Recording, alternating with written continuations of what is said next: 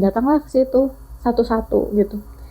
Ada beda banget itu masuk ke dalam ceruk itu ya, tiba-tiba kita langsung kayak diculik masuk ke dimensi lain gitu, lepas dari yang tadi serem dan segala macam. Terus di situ mah beda aja, kayak langsung ini udah di tempatnya gitu, nggak usah takut lagi, nggak usah hariwang, nggak usah khawatir lagi tentang apapun, pokoknya diem di sini. Langsung si frekuensi kita itu disetel ke frekuensi meditasi gitu. Pas udah nyapa kayak ditarik ke bawah. Ya ampun, ini sensasi apa ini, kayak ditarik ke bawah gini gitu. Ada apa? Jadi kayak di bawah tuh ada lorong terus gitu, ditarik ke bawah sampai kayak sumur. Pas sudah di dasar sumur, anget banget, panas, dan kayak ada yang ngajakin ngobrol. Nah, itulah visual keluar ular besar.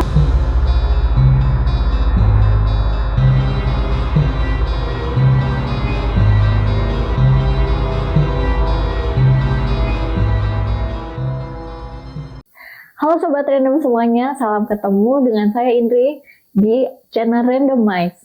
Nah, di channel Randomize ini kita akan cerita-cerita, sharing-sharing tentang pengalaman-pengalaman saya dengan kondisi di mana parabola di kepala, bisa dibilang parabola itu dalam kondisi menyala.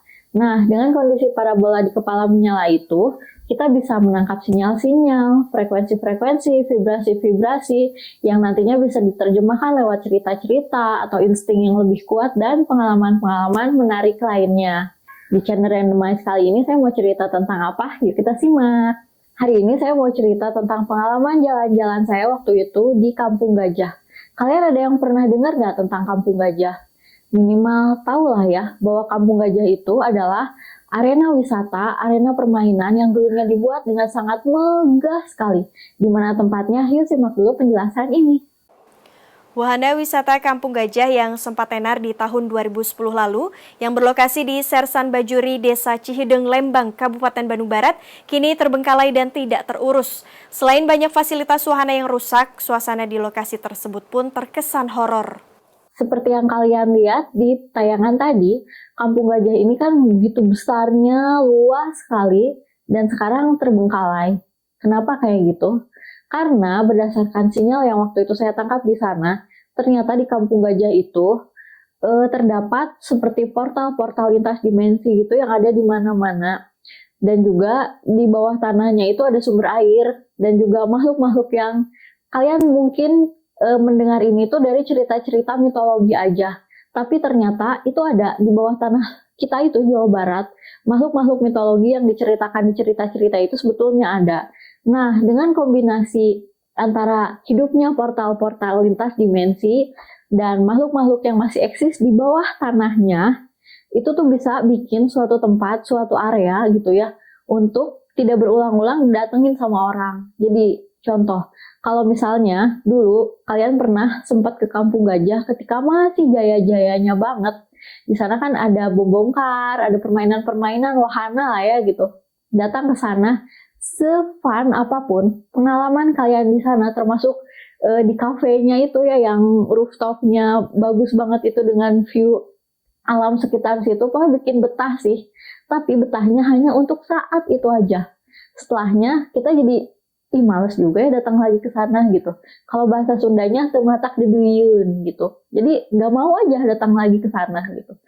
Karena memang si energinya, vibrasinya, frekuensinya itu mengkondisikan kita buat nggak lagi-lagi datang ke sana. Nah, dengan kondisi semacam itu, otomatis lah pelan-pelan kan usahanya bangkrut semacam itu. Sementara modal-modal yang dikumpulin waktu mereka bangun usaha itu dari mana? Nah, itu juga misteri. Yuk kita bahas satu-satu ya.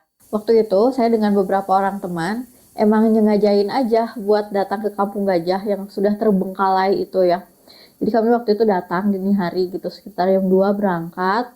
Nah, udah sampai sana, biasa sih ada di depan pagar gitu ya, ada administrasi lah ya harus diselesaikan, karena kesana juga emang kami mau bikin konten sengaja gitu, bawa kamera, penelusuran lah ya. Meskipun kecil-kecilan, cara-cara kami aja gitu, seru-seruan lah ya. Ingin lihat langsung di sana sebetulnya ada apa sih gitu. 2% dari kami, berdua orang dari kami ingin tahu, ingin betul-betul tahu, menggali kisah di sana. Sisanya penasaran aja dan pengen nyobain jalan-jalan malam gitu. Nah, sampailah kami di sana. Rencana semula nih, kami datang ke sana itu cuman mau ke gedung tua yang terbengkalai. Asalnya sih di situ tuh bekas restoran, bekas kafe. Misalnya bisa lihat gambarnya.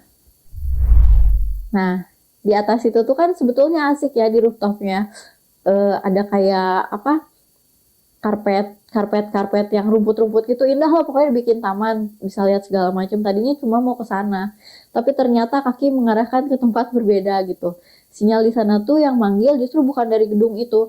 Ada yang ngasih tahu juga, biasa kan kalau kami penelusuran gitu ya, karena parabolanya dinyalain gitu, semuanya juga dikondisikan begitu, yang waktu itu ikut. Jadi ikutin sinyal juga tentu aja. Nah, si sinyalnya bilang nanti gedung itu terakhir, itu closing katanya. Sini yuk, diajakin dulu main, diajakin dulu jalan-jalan gitu. Nah itu sinyal dari mana? Sinyal dari penghuni tempat itu gitu. Oke, karena menghormati yang udah menyambut gitu ya. Oke, kemana dulu nih pertama gitu.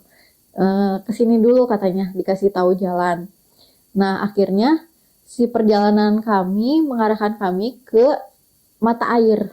Ternyata di bawah Kampung Gajah itu, kalau turun sedikit gitu ya, jadi ada mata air di sana yang tempatnya juga beda gitu. Jadi kita harus ngeliling dulu ke belakang gitu ya, ke pinggir dan ke bawah. Itu menyusuri kebun yang masih rimbun dini hari gitu ya. Bener-bener gak ada pencahayaan, gak ada, hanya berdasarkan itu aja, senter dan kamera gitu, cahaya kamera. Kami jalan ke sana. Kukurusukan dini hari dengan segala makhluk-makhluk yang tentu saja kan kami jadi mengambil perhatian mereka gitu ya, muncul satu-satu di jalan, merinding-merinding segala macam. Tapi karena kami tim yang sudah, entah mereka mengandalkan saya, entah kita mengandalkan sama satu sama lain gitu. Tapi ya saya ngomong ke mereka, jangan ngandelin saya aja ya, dan jangan takut juga, jangan ke distract atau teralihkan sama makhluk-makhluk yang datang di jalan gitu. Yuk kita fokus aja, kita mau ke mata air sekarang gitu.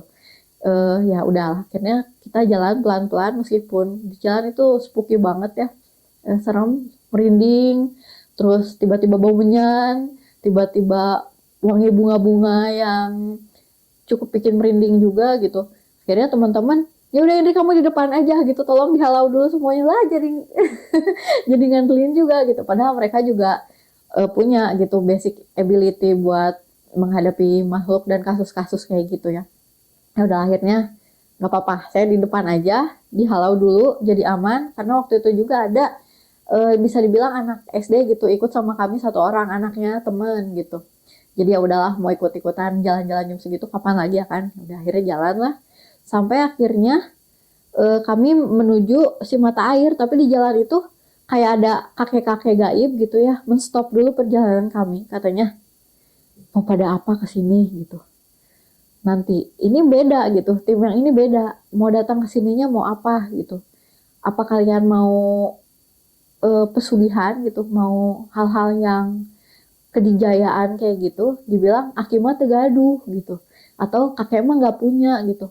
Oh itu aki hapunten pisan kalau kata aku ya, maaf banget gitu, kami kesini bukan buat itu, cuma mau tahu data aja gitu, mau cari cerita dan mau ketemu aja sama mata airnya yang udah menghidupi tempat ini gitu. Gak akan ngeganggu siapapun, gak akan minta apapun. Pokoknya kami mau datang dengan hormat, baik-baik, dikasih cerita terima kasih, nggak juga nggak apa-apa, dan ini mah pengalaman aja gitu. Akhirnya oh gitu, ya udah, di-scanin dulu satu-satu gitu, apa bener gitu yang tadi sama saya diucapkan, apa sesuai kenyataan, atau teman-teman ada yang bawa, kan biasa lah ya, suka ada makhluk halus yang dititipin gitu buat jagain. Di-scan satu-satu, nggak boleh dibawa tuh, disuruh disimpan dulu gitu di tempat ada si kakek-kakek itu, di bawah pohon bambu yang gede, tinggi banget. Nah, di situ ternyata nggak ada ya, udah aman, lolos scan yang di situ. Akhirnya kita jalan lah, kami jalan waktu itu, sampai akhirnya di ujung perjalanan itu ada guha gitu ya, guha udah dikondisikan seperti guha sih ya, udah dibangun pakai semen zaman sekarang gitu, ceruk gitu. Terus nah kita masuk ke situ satu-satu, ada peringatan sih ya, itu tuh ada mata air di situ gitu, mata air yang bener-bener murni bening gitu ya. Datanglah ke situ satu-satu gitu. Ada beda banget itu masuk ke dalam ceruk itu ya. Tiba-tiba kita langsung kayak diculik masuk ke dimensi lain gitu. Lepas dari yang tadi serem dan segala macam, terus di situ mah beda aja. Kayak langsung ini udah di tempatnya gitu, nggak usah takut lagi, nggak usah hariwang, nggak usah khawatir lagi tentang apapun, pokoknya diem di sini. Langsung si frekuensi kita itu disetel ke frekuensi meditasi gitu, langsung di dan tenang tuh nggak dibuat-buat gitu. Yang tadinya udah takut, udah ngeri-ngeri sedap gitu, ngedengerin segala macam suara alam ya, bambu yang tinggi, kakek-kakek yang tiba-tiba datang gitu, dan nyekenin kita semua masuk ke sana, tenang banget, damai banget hati tuh. Apalagi pas megang airnya, sejuk, ingin nangis. Ingin nangisnya itu dua hal, jadi antara kita masuk ke dalam diri kita sendiri ngerasain si airnya, apalagi waktu pas tamas gitu ya, bersihin tangan, kaki gitu, masuk banget ke hati. Dan yang kedua emang si airnya sendiri, alam di situ tuh kayak ingin curhat gitu, ingin disimak, ingin didengar. Ini saya juga nih gitu punya cerita nih, gak kalah sedih sama kamu gitu. Oh oke, akhirnya ya udahlah, di sini mah kita nggak usah lama-lama ya, karena memang tempatnya tuh kecil gitu, jadi masuk keluar masuk juga sekali ewang. Dan sebelum ngambil airnya, di briefing dulu sebentar, karena kan si kakek-kakek itu masih terus ngeliatin gitu ya dari luar tuh ya. Jadi teman-teman tuh waktu itu sini dulu di briefing bentar. Pokoknya di dalam sana, di mata air itu kita jangan sompral, ngomong nggak boleh nggak sopan, jangan bertindak nggak sopan juga, rokok disimpan di luar dulu, jangan disimpan sembarangan gitu, matiin dulu. Betul-betul kayak ketemu kakek, kesinggasana kakek yang pelan-pelan banget melangkah, pikiran-pikiran aneh-aneh disimpan dulu gitu. Nah, setujulah mereka ya, setelah dikondisikan gitu, datanglah satu-satu ke mata air itu untuk ya berterima kasih, berdoa gitu sambil basuh-basuh gitu ya. Setelah itu melukat kecil lah ya, setelah ubun-ubun terus segala lubang-lubang di tubuh gitu yang terlihat gitu dibersihkan. Akhirnya berdoa, terima kasih, berkoneksi, coba bersatu gitu dengan mata air di sana. Nah akhirnya diizinkan lah gitu buat, ya silakan diambil airnya gitu, untuk dibawa pulang gitu. Sugan bermanfaat ya nanti di rumah gitu. Oh ya hatur nuhun pisan, jadi dibaikin gitu ya, karena kita sudah lulus scan pada awalnya. Ya udahlah diambil 3 botol waktu itu. Udah dibawa lagi. Di luar kami briefing juga, ini mau kemana nih, ya udah ikutin kaki aja lagi. Nah kakek-kakek yang tadi nungguin di bawah pohon bambu itu udah nggak ada ya, udah aman gitu, artinya kami sudah boleh melanjutkan perjalanan. Nah setelah itu jalanlah sedikit ke arah balik lagi ya, jadi puter balik gitu. Pas puter balik ternyata beberapa meter dari ceruk mata air itu ada lagi nih ceruk, yang kami tuh harus datang ke situ gitu ya, duduk dulu di sana. Nah ternyata datang ke ceruk itu, si ceruknya beda lagi, kondisi tanahnya kering banget, warna merah. Dan kalau kita ngejejakin kaki ke situ, itu tuh kayak ruang gitu di bawahnya. Nggak tanah yang padat banget, tapi ada gitu, kayak ada ruang di situ. Nah kami disuruh duduk meditasi dulu di situ satu-satu. Nah akhirnya kami masuk satu-satu ke ceruk kedua di beberapa meter setelah mata air tadi ya. Terus begitu masuk, suasananya beda lagi, beda kayak di negara, di alam, di lokasi yang beda dikondisikannya tuh. Jadi tiba-tiba kan kalau di mata air tadi dingin, sejuk ya, ini anget, panas, kayak kita di gurun pasir gitu ya, dengan batuannya juga merah gitu, merah. Terus ya agak bubuk lah gitu, pasir merah, batuan bubuk kayak gitu. Dengan si dasar tempat duduknya itu deng-deng gitu, nggak terlalu ini gitu, nggak terlalu padat gitu. Nah disuruh aja duduk meditasi di sana dan buat connect gitu ya, nyapa ya.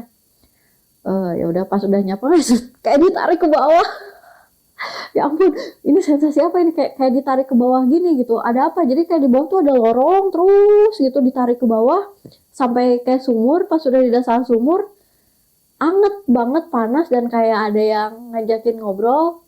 Nah itulah visual keluar ular besar, tapi ngerasain si ular itu ular besar, jadi ada sisik di sini pinggirnya itu, tapi bisa on off gitu, jadi bisa dibuka tutup gitu gitu, dengan mata yang tajam. Yang datang ke saya sih rasanya dia betina ya, dari suara, jadi dia nggak bersuara, nggak usah jadi kayak bisa bahasa ular gitu kayak gitu nggak, jadi lewat sinyal aja ngobrolnya, ngeliatin gitu. Jadi visual tuh berubah-ubah antara dia manusia dengan dia naga, bukan naga, ular besar. Terserah ya kalian mau namain itu naga atau apa ya, saya mah Ya kita ular besar aja lah biar aman. Nah, dia tuh ya di frekuensi meditasi juga, meditatif, ngobrol, wilujeng sumping katanya. Pakai bahasa Sunda kalau ketangkap sama saya, wilujeng sumping. Hatur nuhun. Tadi udah ikut nerapi air gitu. Saya di sini sebagai yang jaga berterima kasih dan minta tetap alamnya dijagain katanya. Kalau ada apa-apa di tempat ini, tempat kalian semua kena katanya. Sampai bawah, kalian anak-anak tinggal di bawah kan katanya. Karena kan Kampung Gajah ini kalian tahu sendiri ya, posisinya tuh di atas gitu, di atas kota Bandung gitu. Sementara kami nih yang waktu itu jalan-jalan bisa dibilang rumah kami mah di bawah gitu. Nah kemudian di situ dia bilang ikut jagain, hatur nuhun juga, datang ke sini ikut merawat. Dan biasa sih, entah ini mah kalau orang-orang gimana, ini mah saya sendiri. Kalau datang ke tempat gitu suka dikasih souvenir, meskipun itu gaib gitu ya, nggak bisa dimaterialisasi sama saya, belum bisa gitu. Tapi nah si souvenir itu gaib dikasihin gitu si ininya teh. Kayak apa ya, kayak jepit kecil tapi mahkota gitu, set digituin aja. Nah, hatur nuhun katanya teh, coba dipakai aja, digituin. Tapi dari sini tuh pindah jadi ke sini. Terus masuk, kalau ada perlu apa-apa katanya teh bilang aja gitu. Ya hatur nuhun pisan gitu.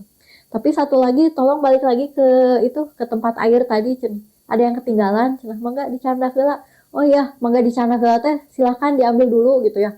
Oh iya oke. Saya teh balik lagi aja ya. Nah, pas udah balik lagi ke air itu sama saya teh permukaan airnya disentuh aja gini. Set, udah kayak gitu teh. Ini teh air bisa jadi obat juga katanya teh buat teman-teman yang sakit ginjal atau punya masalah pencernaan. Nah, air di sini tuh standar kesehatan orang katanya tuh. Jadi kalau misalnya minum air standar ini, ya ginjal-ginjal aja malah sembuh gitu. Seizin Tuhan yang Maha Esa ya, yang Maha Kuasa. Terus di luar gua itu ada tanaman, apa sih namanya? Tanaman rumput yang khas buat sakit ginjal itu loh, yang kecil-kecil yang mirip dengan ginjal bentuknya juga. Nanti dicari aja namanya apa. Nah itu tuh ada di sepanjang itu, jadi memang buat pengobatan juga bagus gitu. Oh iya hatur nuhun, ini info yang tadi terlewatkan, ternyata ada faktor kesehatan juga yang dilupain gitu ya, sayanya lupa nyimak. Pas pulang, teh candak nu tinggalin, cenah itu ambil, ada yang ketinggalan. Pas dilihat teman saya ninggalin rokok, ya Allah. Ini siapa ini? Ya udah akhirnya padahal tadi udah di briefing ya. Ya udah sama saya diambil lah. Rokok siapa ini? Jangan lagi melakukan ini, atau leluhur kita marah gitu, tanah kita marah, ini kan planet kita bersama gitu, planet bumi. Baru dibilangin sama si Aki di luar, ulah begini begitu gitu, jangan ninggalin sampah, apalagi ini puntung rokok gitu, itu hal sepele. Untungnya langsung dikasih tahu gitu ya sama yang punya tempat. Udah akhirnya silahkan dijadikan pelajaran, kalau kita nalusur jangan tinggalkan sampah. Di ceruk kedua itu kan jadi gantian ya buat meditasi di sana. Ternyata teman-teman saya yang lain juga sama, sinyal yang ditangkapnya tuh tentang ular besar banget ada di bawah permukaan. Jadi si ceruk itu sendiri asalnya memang tempat buat keluar masuk dia gitu. Sebelum dijadiin ya area permukiman rakyat gitu ya, sebelum sama manusia di atas permukaan terlalu di apa ya, sebelum ya orang-orang berdatangan gitu ke situ, apalagi khususnya setelah dibikin Kampung Gajah itu ya udahlah fix nggak muncul lagi gitu ke atas, cuma nitip aja gitu. Nah di situ teman-teman juga sama lihat itu dengan pesan yang sama, ya udah kami juga mohon maaf, dan teman yang tadi ninggalin puntung rokok juga udah di sana minta maaf juga. Akhirnya kami lanjutlah ke perjalanan berikutnya gitu. Kami masih nelusurin tempat itu gitu. Masih, nah gangguan-gangguan yang sebelumnya muncul-muncul itu karena kami menyita perhatian mereka gitu ya, itu udah nggak ada lagi. Jadi dini hari yang lebih terang, lebih sejuk, lebih santai gitu ya untuk kami melakukan penelusuran lebih lanjut. Nah, setelah agak beberapa meter gitu ya, ada tempat, ada kolam renang kosong yang itu menyita perhatian juga, manggil-manggil, sini dulu katanya tuh. Iya boleh, kan kami upacaraan dulu tuh di situ ya, maksudnya ya menyapa dulu gitu ya, mipit kudu amit ngalah kudu menta kayak gitu. Di situ duduk dulu tenang, pas lagi menyapa tiba-tiba anak teman saya itu yang tadi diceritain masih SD, tiba-tiba dia lari ke pinggir kolam dan tiba-tiba duduk di situ, matanya tegang gini. Waduh, itu kenapa anaknya? Berdasarkan cerita orang tuanya sih katanya anak ini peka gitu. Jadi kan makin apa ya, takut juga, khawatir gitu. Takutnya dia kesurupan atau kenapa gitu. Waduh, itu anak diikutin lah sama kami ya, duduk juga di situ. Ngeliatin ke depan kolam gini, matanya tuh udah melotot banget ngeliat ke arah pohon-pohon besar gitu di belakang kolam gini. Mana putri saya? Wah, ini siapa? Saya pangeran di sini, mana putri saya? Jangan nge-trans di sini gitu, diusapin dulu ini. Udah komunikasinya nanti jangan dimasukin ke kamu pokoknya. Ambil sinyal seperlunya aja, tapi jangan sampai kamunya termasuk ya gitu. Kasihan jiwa kamunya, sama kami ditempel aja di apa ya namanya, di salur energi sebisa-bisa gitu sambil direm supaya dianya nggak terlalu kemana-mana dan apalagi sampai diculik gitu. Nah, ya udah pesennya aja cepat mau apa gitu. Tolong dicek cerita di kolam renang ini katanya. Oh ya, oke. Nah, akhirnya dilepas, dia juga udah tenang. Sekarang kamu ceritain apa yang kamu lihat di situ di kolam renang itu gitu. Kami nanya ke anak ini. Katanya dia lihat penampakan anak kecil bermuka tua dan anak kecil yang rohnya apa ya, arwahnya masih ketahan di sana karena kecelakaan. Iya, terus anak-anak kecil di sana katanya mau ngajakin aku main gitu. Ngajakin masuk ke kolam renang itu. Terus gimana kalau kamu udah masuk ke kolam renang itu? Ya akunya nggak boleh pulang, kan banyak temen di situ katanya. Waduh, ngeri juga ya. Ya udah, kita beresin dulu sebisa-bisanya ya di kolam renang ini, yang nyuruh kamu buat ikut mereka, yuk kita duduk bareng aja gitu. Nah, akhirnya si anak itu ditenangkan, terus bisa-bisa aja sama kami tuh anak-anak yang katanya arwah segala macam di sana tuh dicoba untuk didoakan gitu ya. Didoakan, di-bless untuk disempurnakan gitu arwah mereka, mudah-mudahan berhasil. Tapi bukan upaya semata-mata upaya manusia aja ya, tentu aja ini nggak luput dari ya izin Tuhan semesta alam gitu, izin semesta juga untuk supaya kami bisa melakukannya. Dilakukanlah sebisa-bisa. Beberapa memang betul di sana itu jadi arwah yang kekunci di sana, nggak bisa kemana-mana. Anak kecil. Dan sementara yang wajahnya tua gitu, aneh-aneh segala macam itu memang ya petugas di sana gitu buat nyulikin anak-anak jatuh ke kolam gitu. Nah udah aja lumayan lama juga ngebles tempat itu ya, karena memang menyita tenaga banget. Terus lama gitu sih proses sampai selesainya itu gitu. Wah lumayan nih. Sampai akhirnya pelan-pelan kan ya, hari itu udah mulai subuh gitu. Udah mulai matahari terbit. Kira-kira jam berapa ya? Sekitar jam 4 ke setengah 5 gitu ya. Udah agak terang. Nah udah selesai ngebles. Tapi terakhir dari ngebles itu ada firasat gitu, ini belum beres nih karena titik permasalahannya itu belum ketemu, ini apa nih, si portal di situ teh masih aja ngebuka, apa ya yang bikin tetap ngebuka gitu. Wah seru juga nih gitu. Akhirnya udahlah kami dari sana bangun dulu gitu ya, ngelilingin kolam renang gitu sampai ke ujung seberangnya gitu. Ujung seberang di mana tadinya itu ada pohon-pohon besar kan ya gitu, si anak itu kan keculik ke sana tuh buat ngeliatin pohon itu aja. Di sini ya, tadi kamu ngeliatin itu ya. Iya, katanya si pangeran itu tadi berdiri di sini. Kayak mau nunjukin sesuatu. Oh, oke. Akhirnya dicek lah, karena udah ada matahari ya.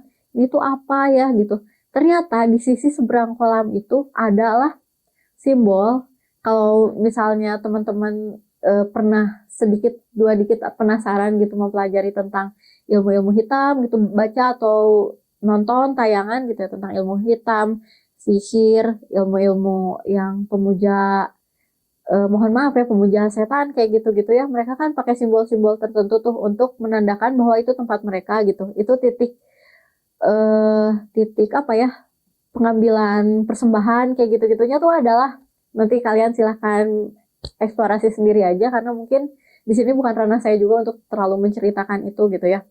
Nah, ketemulah simbol itu di suatu titik di mana kalau kita ngelihat si konstruksi kolam renangnya itu ya, tempat yang katanya di situ banyak banget terjadi kecelakaan dan hampir semuanya anak-anak yang jatuh di situ. Kalau dilihat baik-baik, si konstruksi kolam renangnya itu ada apa ya namanya tuh, ada titik titik loncat anak gitu, kalau misalnya lengah sedikit aja itu mah potensial keplesetnya tuh tinggi banget, dan udah pasti si anaknya ngebentur ke simbol itu dulu sebelum masuk ke kolam renang gitu, serodot gitu, ada simbol itunya. Jadi di mana bisa jadi pengambilan nyawanya tuh di sini terus jatuh ke sana. Jadi bukan semata-mata tercabut di kolam renang gitu. Tapi pastikan orang kebanyakan akan nyalahin kolam renangnya gitu, nggak di pinggirnya. Sengaja nggak sengaja, kalau korbannya sudah lebih dari 5 itu kira-kira nggak sengaja. Nah terus kenapa gitu simbol itu sampai ada, terus konstruksi kayak gitu disengaja dan ngambil korban, ya karena biasanya nih di tempat-tempat wisata kayak gitu, tempat besar seperti itu emang di masa pembangunannya itu agak mengambil ya tumbal gitu. Itu mah perjanjian yang apa ya namanya, ya yang urus-urus tempat itu asalnya lah ya sama entah siapa gitu. Makanya kalau misalnya ke tempat-tempat baru atau gedung baru, bangunan baru, ya hati-hati saja. Dimohon lebih waspada lagi daripada ke tempat-tempat yang udah betul-betul jadi dan aman gitu ya. Pokoknya tingkatkan kewaspadaan, jangan lupa berdoa, jangan lupa koneksi kita dengan Tuhan, dengan semesta tetap dijalin, diperkuat gitu, jangan sampai putus, itu aja. Nah, udah di kolam renang itu, udah akhirnya karena udah subuh kan ya teman-teman ya, sholat dulu gitu, ritual sholat subuh dulu. Setelah itu kami jalan-jalan ke tamannya, taman kosong. Wah, kalau teman-teman semua di sana ya cobain ke sana, meskipun menurut saya sih, meskipun kondisi teman-teman misalnya nih lagi melatih kepekaan atau biasanya nggak peka gitu ya, datang ke sana masuk kira cobain. Merindingnya ada, sensasi diikutinnya ada, diliatin dari semua sudut ada, dan tiap wahana itu lucunya gitu ya, yang ngejaga tiap tempat itu si makhluknya beda-beda gitu, berbagai macam siluman, berbagai macam hantu-hantu apapun lah itu kalian namakan sendiri ya, beda-beda, dan tiap makhluk itu punya baunya sendiri gitu, ya nyengat, ya geleh, ya pura-pura bunga ternyata diakhiri dengan bau mayat tuh, macam-macam aja. Tapi di tiap wahana itu ada yang jaga gitu. Ya seru dan menyeramkan, sejujurnya menyeramkan. Karena meskipun sesering apapun kita melihat makhluk kayak gitu, merasakan atau hanya nangkap sinyalnya, serem aja tetap gitu. Bukan berarti kita harus takut juga. Nah, silahkan rasakan sensasinya sendiri, jalan-jalan di Kampung Gajah. Terakhir, itu kan nanti closingnya tuh gedung yang besar itu ya gitu. Sebelum itu tuh kami ke kolam berikutnya yang di bawah. Nah, agak jauh juga tuh jalannya, lumayan muter ke bawah. Nah, di bawah itu begitu datang ke sana, wah beda, dari radius berapa juga ya udah merindingnya tuh kayak nusuk-nusuk gitu.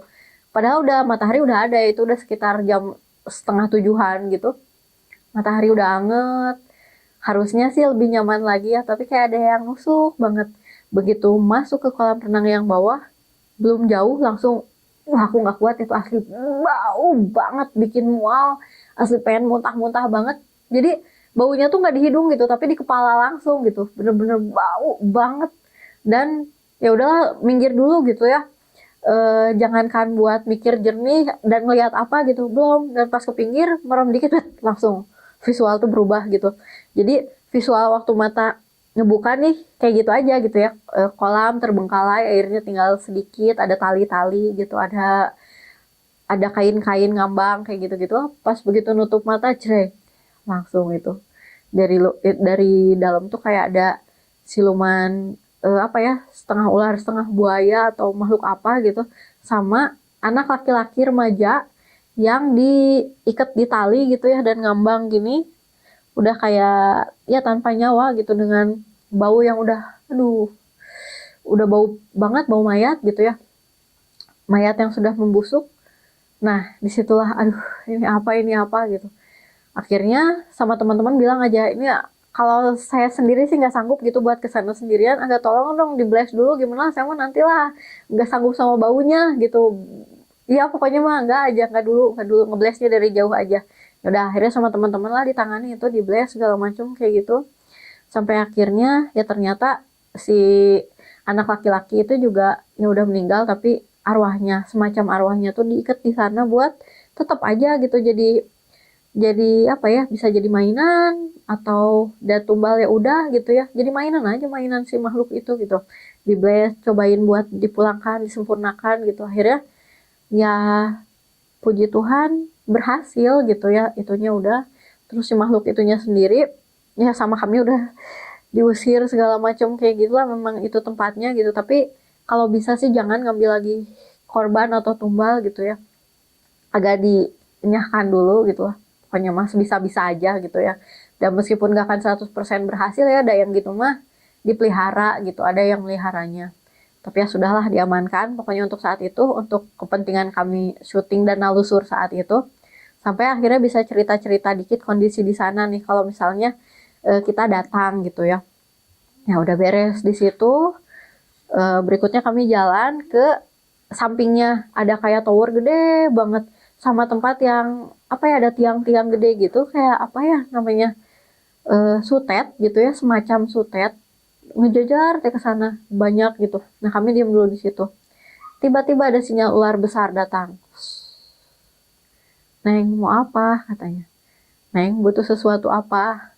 Mau harta, mau emas-emasan, mau apa?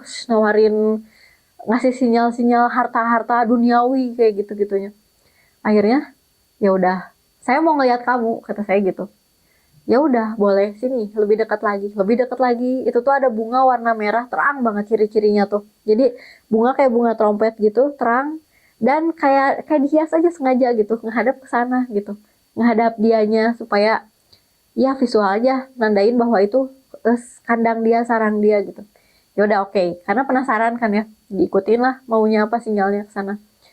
Neng katanya mau ketemu sama saya, ya ngasih syarat banyak. Teteh itu dulu suruh ke sini katanya. Ada salah satu teman saya perempuan nih. Teteh itu dulu suruh ke sini. Itu kan sepatunya pakai sepatu itu katanya, pakai sepatu kulit ulah. Ceng, merinding. Si teteh tombet pakai sepatu nuk itu. Di pikiran saya waktu itu ya. Ya udah teh, sok maju aja. Ada kita pengen tahu ini udah sejauh ini gitu, kita jalan-jalan. Kan penasaran juga. Ya udah, si teteh itu disimpan di tengah. Ini teteh ini, mau ngeliat teteh ini. Oke, sekarang teteh ini wah udah syaratnya teh macam-macam, sampai akhirnya udah ini mah nggak bener, ini mah bukan bukan penghuni yang asli gitu, bukan makhluk mitologi beneran, ini mah siluman gitu. Akhirnya kami pada kesimpulan itu karena macam-macam ting ya. Udah teh pulang aja, pulang aja. Udah, ayo nggak mau ngasih lihat wujud mah nggak apa-apa lah gitu. Pokoknya mah kami tahu kamu ada di sini dan maunya macam-macam. Udah, mohon maaf kami pulang dulu. Akhirnya tinggalin aja itu, kami ke tempat yang terakhir. Nah akhirnya dari tempat itu kami memutuskan buat udah aja gitu ya, ditinggalkan aja urusan dengan siluman ularnya gitu. Kami pun memutuskan langsung ke gedung yang terakhir.